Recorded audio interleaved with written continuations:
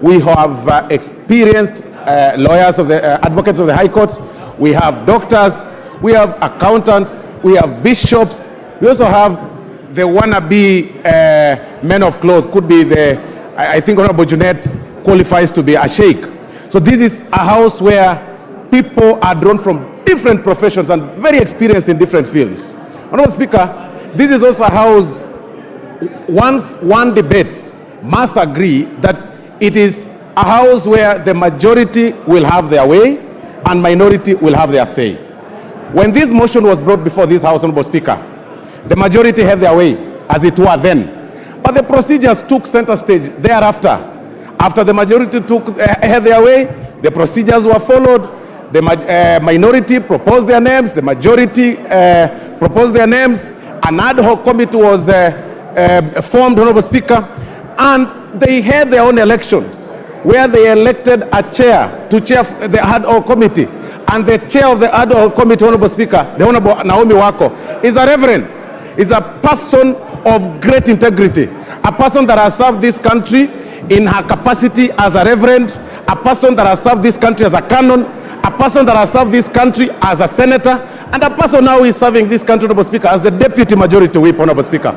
And all the proceedings, Honorable Speaker, were in full glare of the camera. We all watched what was happening. It was basically drama. Everything that we were watching, Honorable Speaker, in the proceedings were actually drama. What we were hearing, Honorable Speaker, is similar to what was actually being shown, or rather presented before, or brought before the matrimonial court the other day.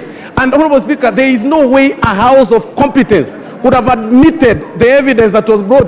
There was nothing watertight as it was being presented, Honorable Speaker. And Honorable Wamboka, as much as he tried, of course, in his role as a member of Parliament under Article 95 to oversight, Honorable Speaker, he did not manage to raise a strong case, to bring a watertight evidence, to grow his, profile by pushing through a watertight case, Honorable Speaker, to have the Honorable Linturi impeached. So, Honorable Speaker, I support the report by this committee because I believe in them, and as the house of debate, a house that believes in strength, a house that believes in procedures. Honorable Speaker, we proceed. It is done. We are now done with the whole thing, and now we proceed with the other, Honorable Speaker. Thank you very much.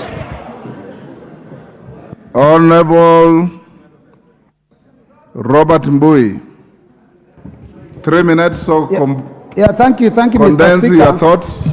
Thank you, Mr. Speaker. Mr. Speaker, Kenyan farmers were dipped into purchasing fake fertilizer through NCPB under the full glare and the watch of the CS for Agriculture.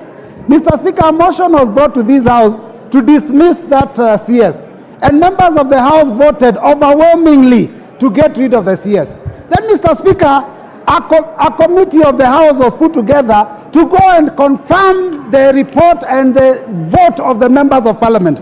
Unfortunately, Mr. Speaker, the members that were put in the committee, 7 of them went and turned the verdict of 149 members of Parliament. And Mr. Speaker, for the record, only 4 members gave a dissenting opinion. And Mr. Speaker, for the record, the Honorable TJ Kajwang, the Honorable Yusuf Farah, the Honorable Catherine Omanyo, and the Honorable Robert Mbui stood with the Kenyan farmers and said enough is enough and the CS must go.